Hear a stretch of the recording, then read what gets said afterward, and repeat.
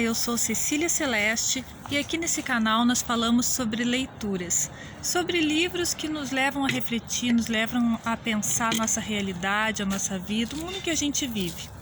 Então hoje eu quero trazer um livro um pouco diferente dos que eu estou acostumada a trazer aqui para vocês. Hoje eu vou trazer um livro de história.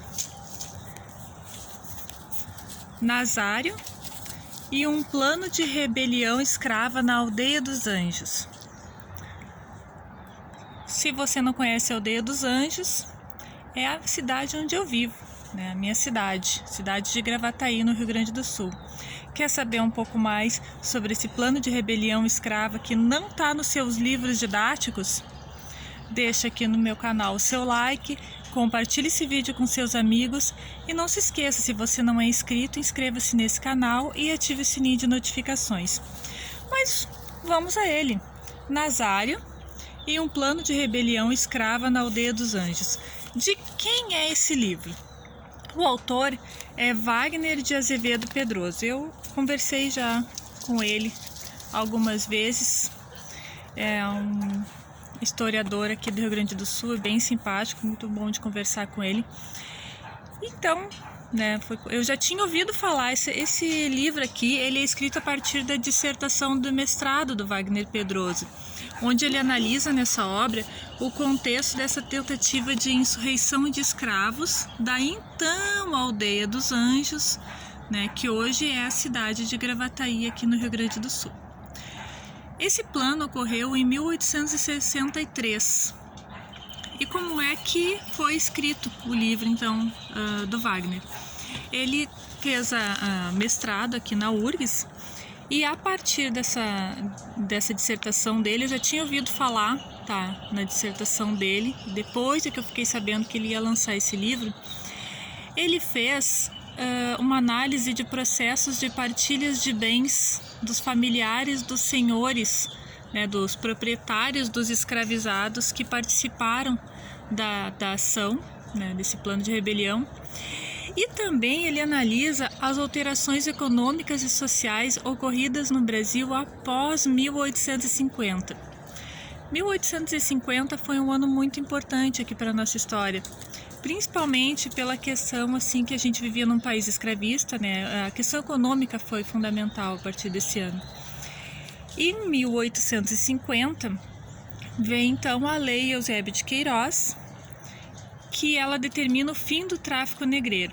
O que aconteceu com o fim do tráfico negreiro? A gente sabe que a escravidão oficialmente no Brasil só acabou em 1888, infelizmente, isso nem deveria ter acontecido. Mas eu, como historiadora, não posso ficar emitindo opinião.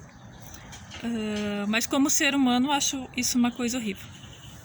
Então, assim, com o fim do tráfico negreiro, o que acontece? Vai tendo menos aquela coisa da lei da oferta e da procura, O ser humano era visto como uma mercadoria, Temos que pensar nisso quando se fala em escravidão. Então, começou a faltar este, entre aspas, produto no mercado e se há uma falta, se há uma escassez, aumentou o preço. Então, estava cada vez mais difícil de adquirir novos escravizados.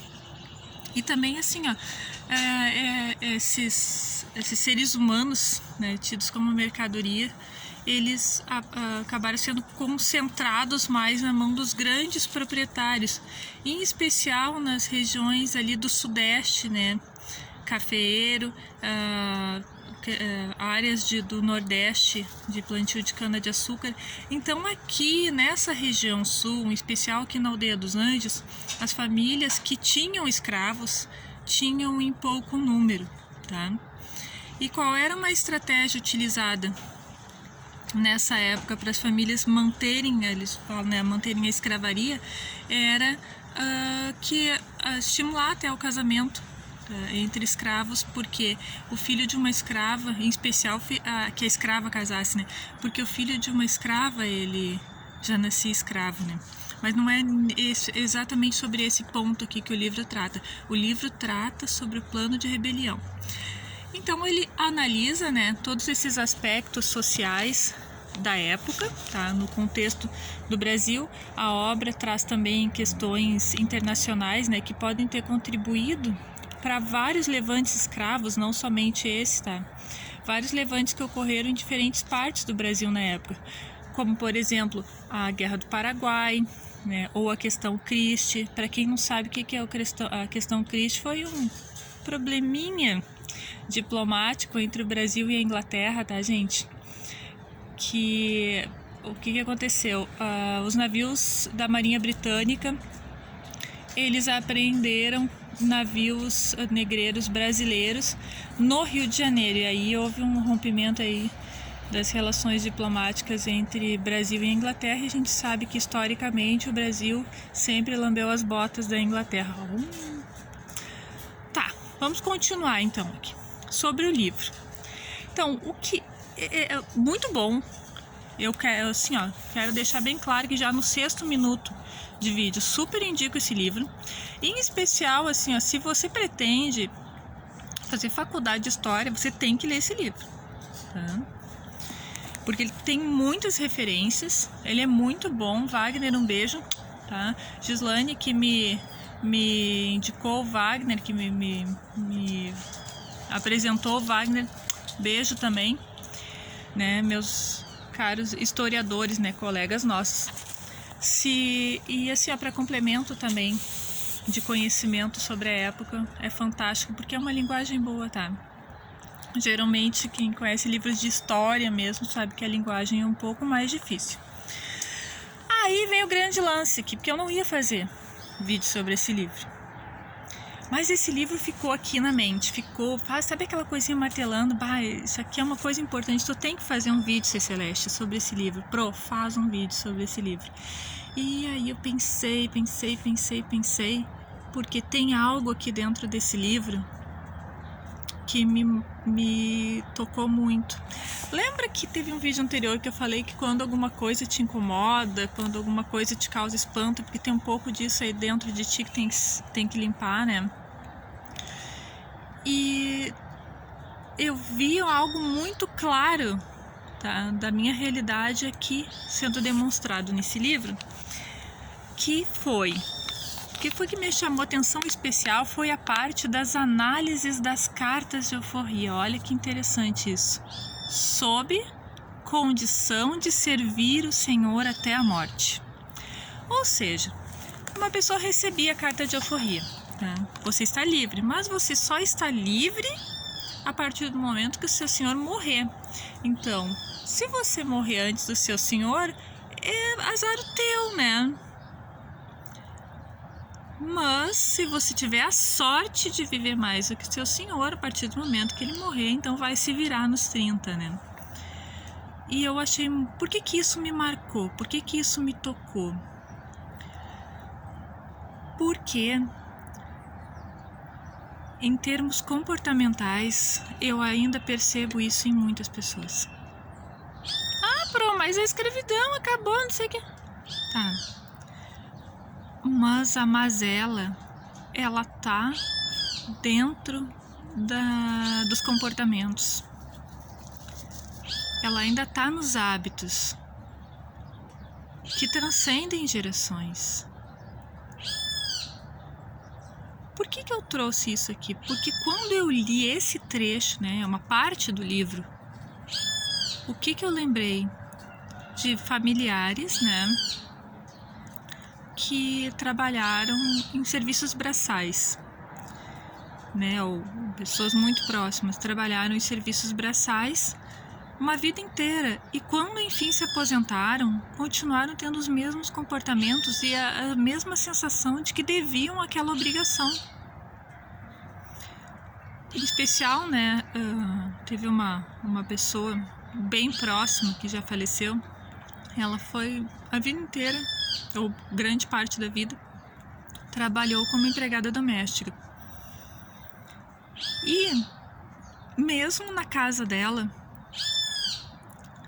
ela continuava tendo os mesmos hábitos, mesmo depois de aposentada. Ela era aposentada, ela tinha algumas casas, e ela era visível, ela não se sentia confortável, né? Eu acompanhei em 2 das suas casas que era integrado cozinha com sala. Ela não se sentia confortável, ela não sossegou enquanto não foi separada a cozinha da sala para que ela pudesse atender a cozinha e a família na sala. Eu me recordo que nas refeições ela só se botava a mesa e chamava todos para sentar. E ela só se sentava à mesa depois que ela limpava o fogão. Por quê? Porque estava enraizado. Então, né, embora não seja sobre isso que esse livro trata, me chamou a atenção que tem muita coisa ainda desse tempo, dessa obrigação do servir, desse sentimento do tenho que servir até não sei quando, mesmo depois do laço ter sido desfeito, que isso permanece. Isso permanece. E eu tive uma reunião com colegas, agora olha, eu sou professora, gente, tive uma reunião na semana passada e eu percebi um pouco disso também, né? E acompanho, assim, alguns desabafos nas redes sociais. Ainda há o sentimento de que eu preciso me esgotar servindo. E isso é complicado para nossa saúde, né, gente? Vamos pensar sobre isso. O quanto é que a gente carrega ainda, né? Esse senso de obrigação, esse senso de tem que servir, tem que servir, tem que servir. Tem que servir o outro primeiro, né? Porque isso está muito forte ainda na nossa sociedade. Isso é uma coisa ainda que vai levar muito tempo para ser desfeito. Então, aqui voltando para o livro, tá? Essa é a minha indicação de livro de hoje. Nazário e um plano de rebelião escrava na Aldeia dos Anjos, um livro de história, um livro muito bem escrito, uma pesquisa muito bem feita, né? Parabéns, Wagner, pelo seu trabalho. Gente, gostaram aqui do vídeo? Se você conhece alguém que está estudando na área, aí compartilhe esse vídeo, é bacana, é uma boa indicação de leitura, tá? Um beijo para vocês, fiquem com Deus.